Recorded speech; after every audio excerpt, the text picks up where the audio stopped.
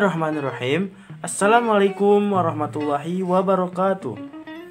Alhamdulillahirrabbilalamin. Wabihi nasta'in wala umur dunya wadin wala lusubi ajmain. Amma ba'du.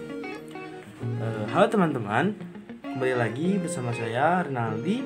Pada video kali ini saya akan membahas yakni mengenai solusi isu radikalisme melalui pemahaman tentang paham kebangsaan, yang mana materi ini yakni untuk memenuhi tugas akhir pada mata kuliah pendidikan kewarganegaraan. Nah, sebelumnya kita ke materi, saya ingin memperkenalkan diri terlebih dahulu. Perkenalkan, nama saya Rinaldi Putra Pradipta dari Prodi Akuntansi. NIM saya 2002-1010, yang mana pada kali ini saya akan membahas yakni untuk memenuhi tugas mata kuliah PKN atau Pendidikan Kewarganegaraan yang diampu oleh dosen yakni Bapak Galiraspati MS. Kita langsung saja ke materi, yang mana materi pertama kita akan membahas apa itu radikalisme. Nah, untuk yang pertama ada pengertian radikalisme, yang mana radikalisme adalah paham atau aliran dalam agama yang menginginkan perubahan sosial dan politik dengan cara kekerasan atau dramatis dalam kurung KBI. Nah, adapun radikalisme pula merupakan tindakan yang sangat membahayakan keutuhan NKRI karena tidak hanya mengancam dari luar tetapi menyusupi ke dalam diri melalui pencucian otak yang dilakukan oleh kelompok intoleran. Hasil penelitian LIPI menyatakan bahwa ada 4 penyebab berkembangnya radikalisme di Indonesia, yaitu faktor finansial, ideologi, agama, dan politik. Nah, Indonesia sebagai negara yang baru berkembang sering mengalami gencatan-gencatan dari dalam dan dari luar.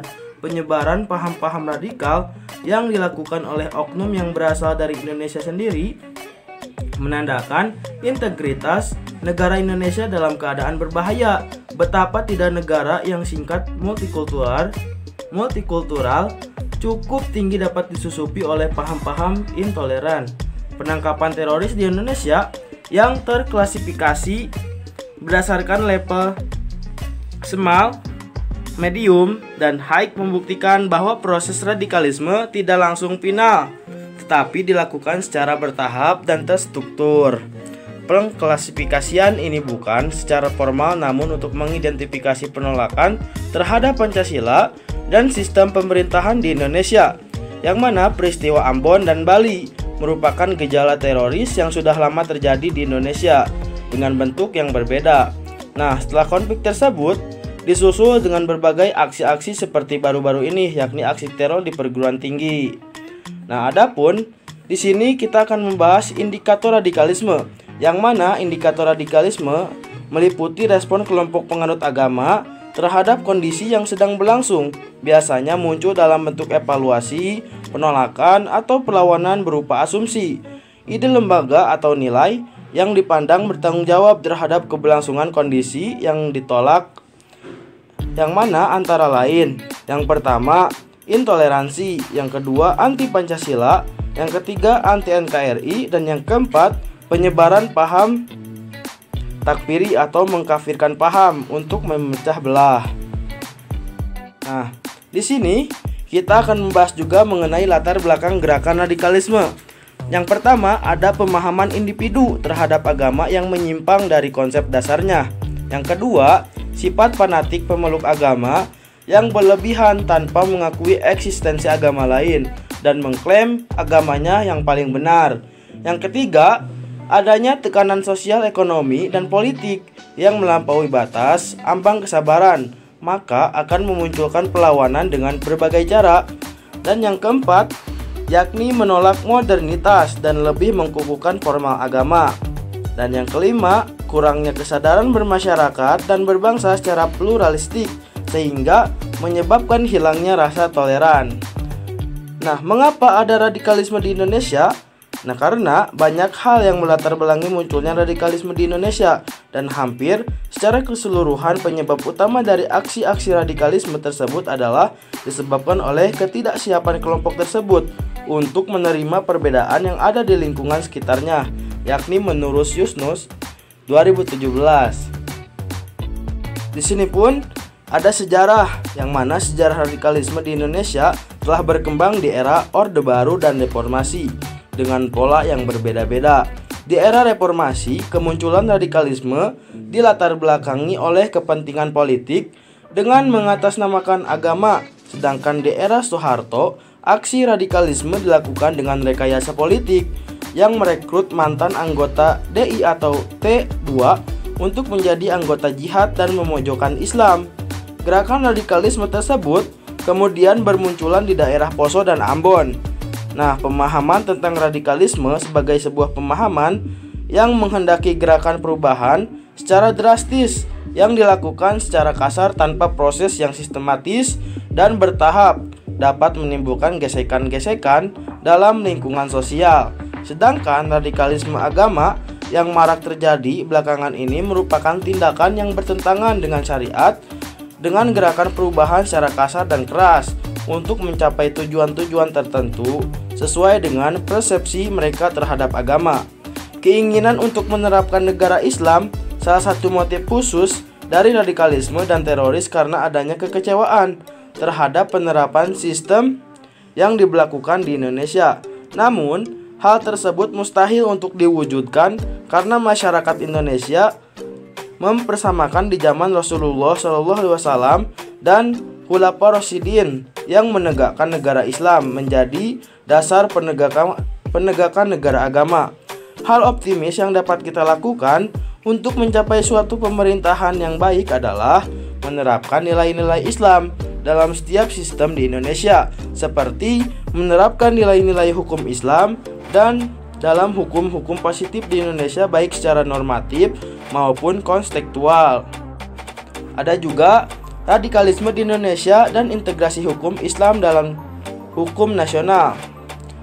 Nah, menurut Ahmad Asrori yang dikutip dari Hamdani Jadak, kemunculan gerakan Islam radikal di Indonesia disebabkan oleh dua faktor, yaitu pertama, faktor internal dari dalam umat Islam sendiri yang telah menjadi penyimpangan norma-norma agama. Kedua, faktor eksternal di luar umat Islam, baik yang dilakukan oleh penguasa maupun hegemon di barat, seperti kasus gerakan Warsadi, Salman Hafidh, dan Imron atau dikenal sebagai Komando Jihad telah membangkitkan radikalisme di Indonesia.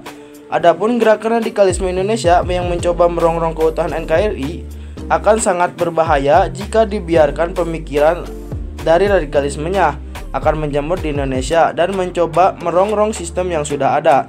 Tindakan tersebut merupakan makar yang pemikiran dan radikalismenya akan menjamur di Indonesia. Nah, hendak mengguling tatanan pemerintahan terlebih ingin mengganti ideologi Pancasila.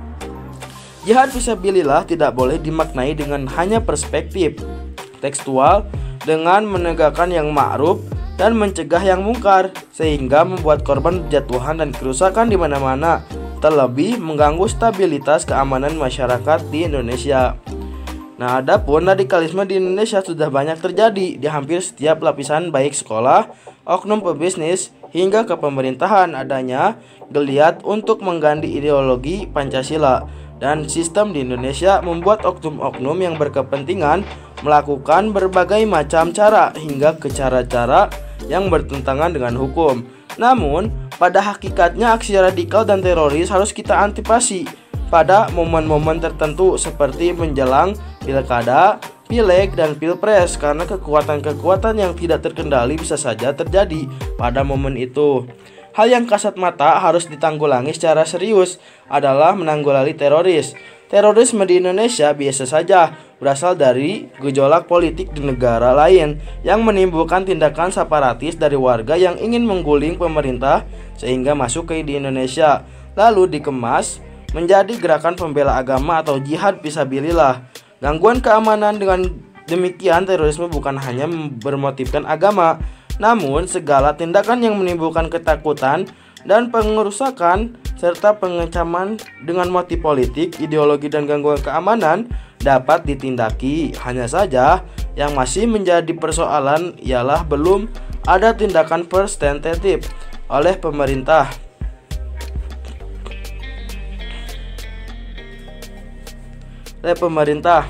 Itu sejauh ini masih berupa tindakan represif dan menyiapkan payung hukum dan melibatkan secara tegas untuk ditangani oleh batasan hukum dan tindakan lain hakim sendiri. Gerakan radikalisme hingga teroris dapat dilakukan dengan mekanisme pencucian otak dan penolakan terhadap Pancasila.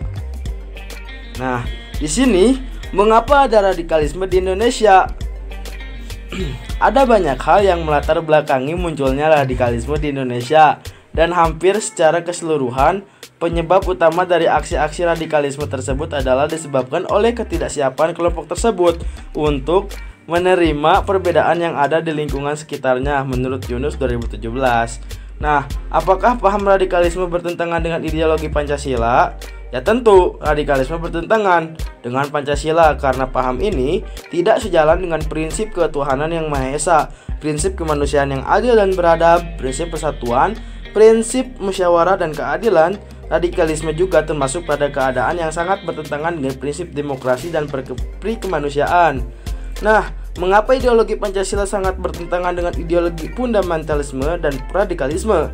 Karena secara ideologi Pancasila sangat jelas. Ada prinsip ketuhanan yang Maha Esa, kemanusiaan yang adil dan beradab, prinsip persatuan, prinsip musyawarah dan keadilan. Sedangkan radikalisme jatuhnya pada keadaan yang sangat bertentangan dengan prinsip demokrasi dan kemanusiaan yang beradab. Nah, adapun radikalisme menantang sila keberapa sih? Nah, gerakan radikalisme dan terorisme secara khusus bertentangan dengan 3 sila utama. Nah, dalam Pancasila yaitu sila ketuhanan yang Maha Esa, sila kemanusiaan yang adil dan beradab, dan sila persatuan Indonesia. Di sini kita bisa lihat bahwa nasionalisme religius, di mana ada aktualisasi nilai-nilai agama dalam memperkuat NKRI.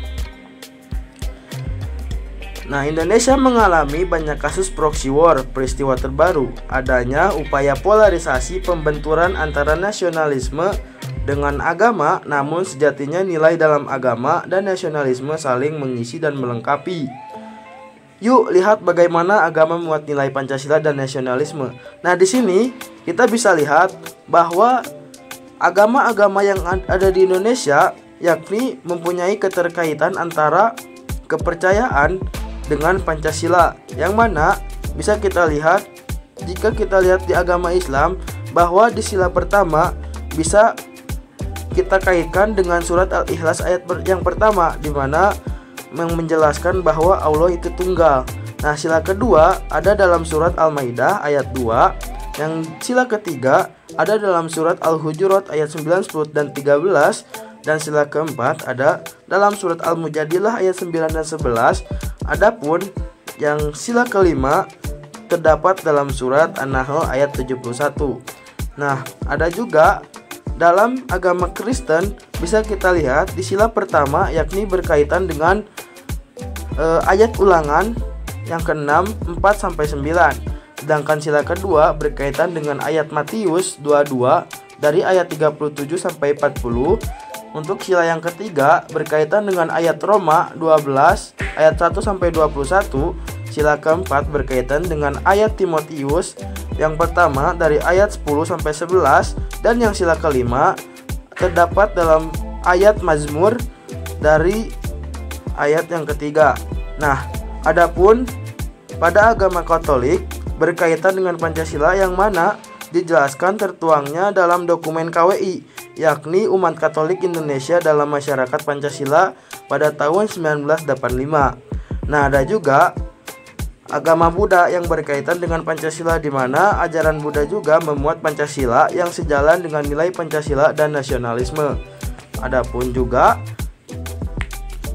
pada agama Hindu, yang mana nilai Pancasila tertuang dalam Pancasrada, Tatwam Asi, Pasudewa, Katumbakam, dan Tri Kaya Parisuda. Sedangkan pada agama Konghucu terdapat dalam kitab Sabda Lunyu, mengajarkan loyalitas kepada negara agar tercapai mensejahterakan rakyat. Nah, di sini bisa kita simak di mana ada beberapa ciri-ciri gerakan radikalisme. Yang pertama, menurut Yusuf Kordowi mengungkapkan bahwa kelompok radikal agama dapat dicirikan oleh beberapa karakter, antara lain yakni mengklaim kebenaran tunggal, mengutamakan ibadah secara penampilan dan jihadis, menggunakan cara-cara kekerasan, mudah mengkafirkan orang lain, tertutup dengan masyarakat dan apolitik. Nah, di sini kita jelaskan terlebih dahulu apa itu maksud dari beberapa ciri gerakan radikalisme. Nah, yang pertama ada mengklaim kebenaran tunggal.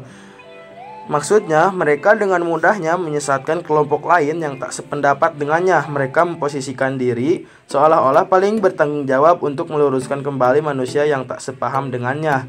Yang kedua, mengutamakan ibadah secara penampilan dan jihadis. Maksudnya, ada beberapa aspek ibadah yang diutamakan adalah dalam hal penampilan, seperti gaya pakaian. Selain itu, mereka juga mengutamakan aktualisasi negara Islam dengan siap berjihad untuk hal tersebut. Poin yang ketiga, menggunakan cara-cara kekerasan. Maksudnya seperti pengeboman, penculikan, penyanderaan, pembajakan, dan sebagainya yang dapat menarik perhatian massa atau publik. Poin yang keempat, yakni mudah mengkafirkan orang lain, yang mana maksudnya mereka mudah berburuk sangka kepada orang lain yang tak sepaham dengan pemikiran serta tindakannya. Mereka cenderung memandang dunia ini hanya dengan dua warna saja, yaitu hitam dan putih.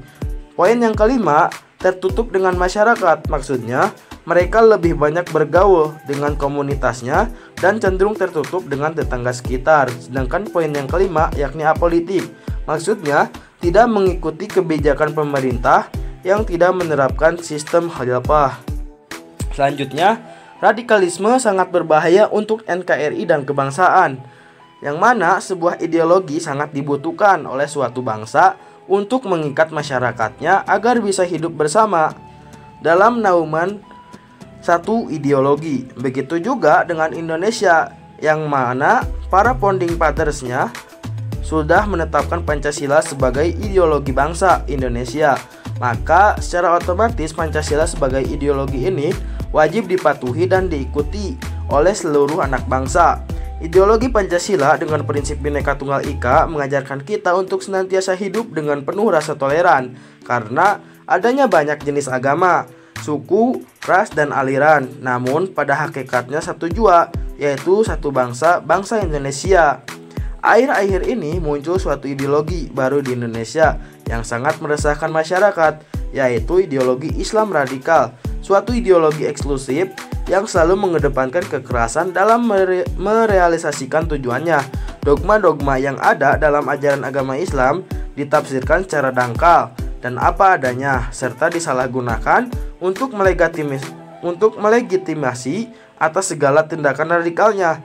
Ideologi radikal Islam ini sangat dipengaruhi oleh paham ISIS atau Islamic State in Iraq and Syria, yang merupakan sebuah kelompok militan jihad yang ideologinya terus dikembangkan ke seluruh penjuru dunia melalui situs-situs buku-buku pendidikan di sekolah-sekolah, kampus-kampus, ceramah, jejaring sosial seperti Facebook, YouTube, Twitter, dan lain-lain, hingga pengaruhnya sampai ke Indonesia. Sini ada beberapa media penyebaran paham radikalisme, yang mana beberapa alternatif media penyebaran paham radikalisme antara lain: yang pertama ada pendekatan personal, yang kedua forum diskusi, yang ketiga media publikasi, dan yang keempat internet.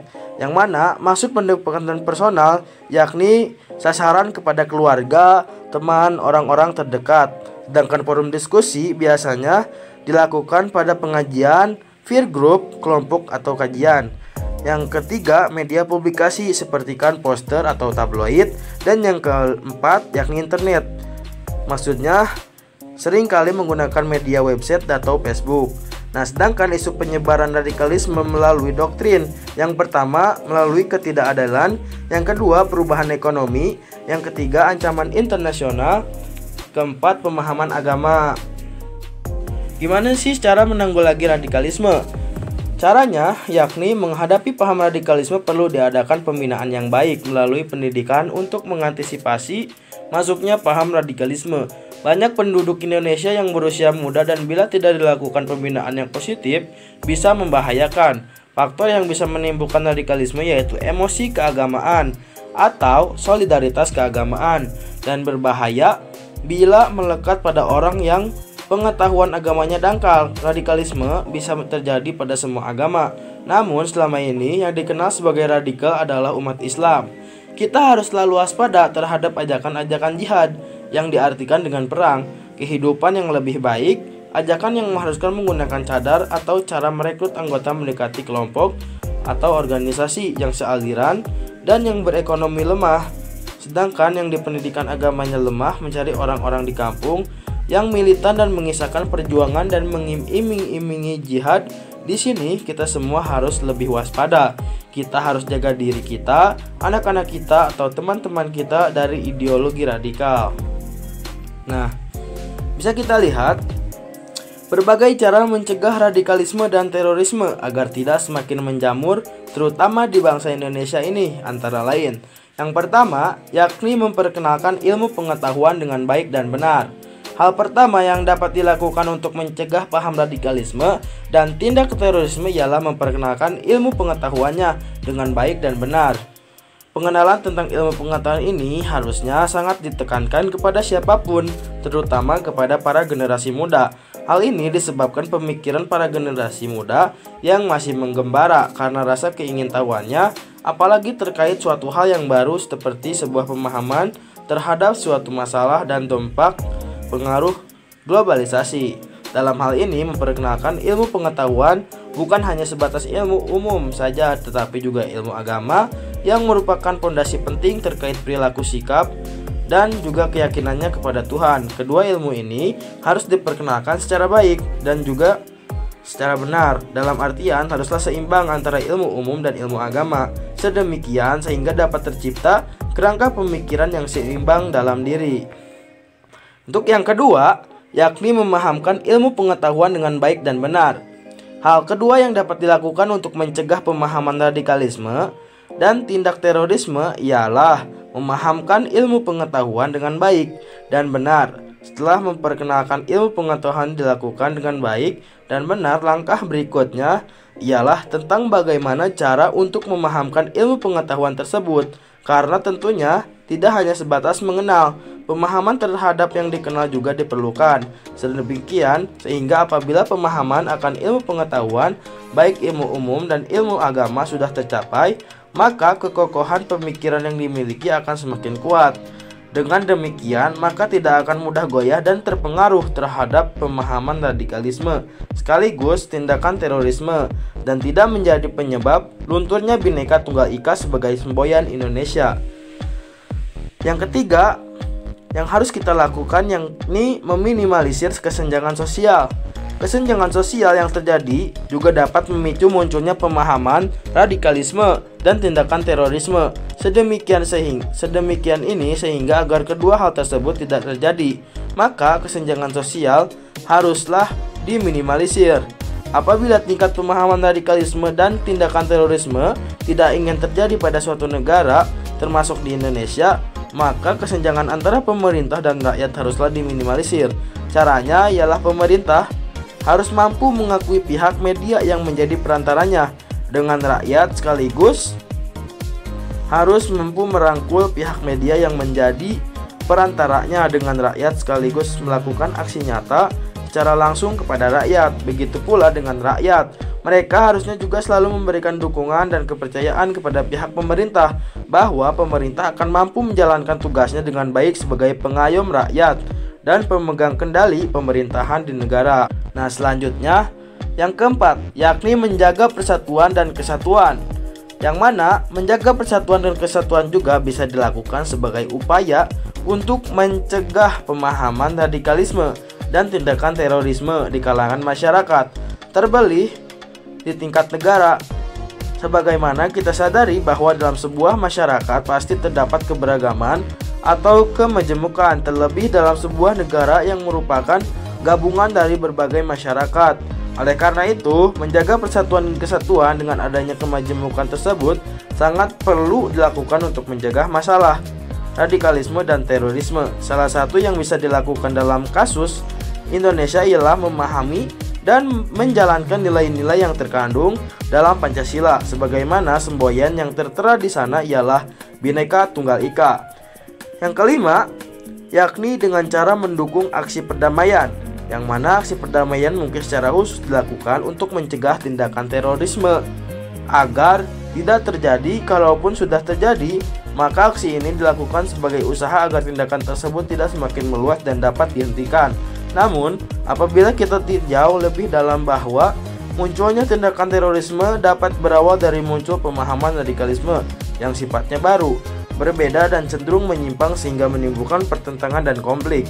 Oleh karena itu, salah satu cara untuk mencegah agar hal tersebut, pemahaman radikalisme dan tindakan terorisme, tidak terjadi ialah dengan cara memberikan dukungan terhadap aksi perdamaian yang dilakukan oleh negara atau pemerintah, organisasi atau ormas maupun perseorangan.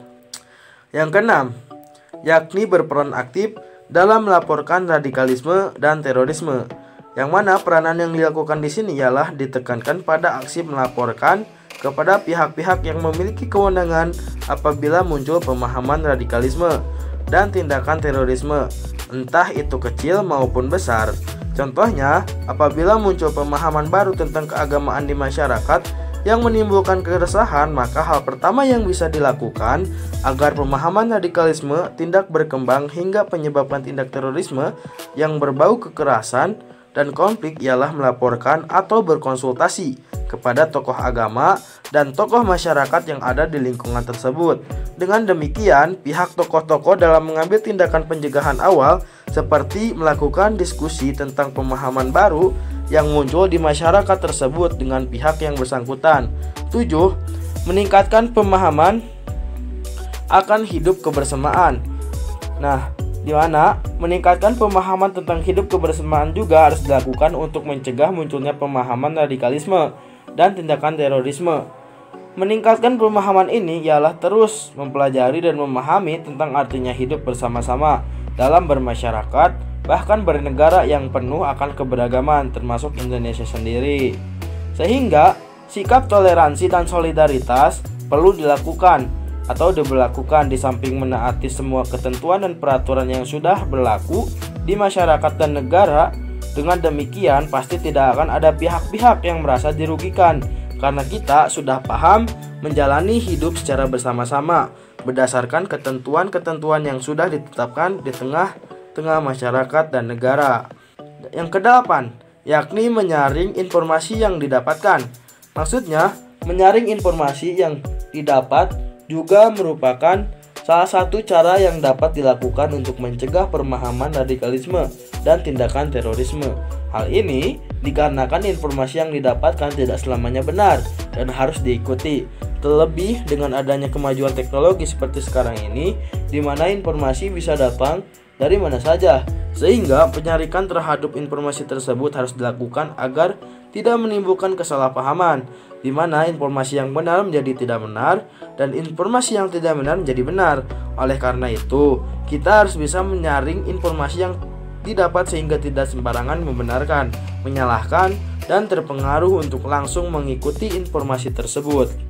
Yang kesembilan, yakni ikut aktif mensosialisasikan radikalisme dan terorisme. Maksudnya, mensosialisasikan diri sini bukan berarti kita mengajak untuk menyebarkan pemahaman radikalisme dan melakukan tindakan terorisme. Namun, kita mensosialisasikan tentang apa itu sebenarnya radikalisme dan terorisme, sehingga nantinya akan banyak orang yang mengerti tentang arti sebenarnya dari radikalisme dan terorisme tersebut, di mana kedua hal tersebut sangatlah berbahaya bagi kehidupan, terutama kehidupan yang dijalani secara bersama-sama dalam dasar kemajemukan atau keberagaman.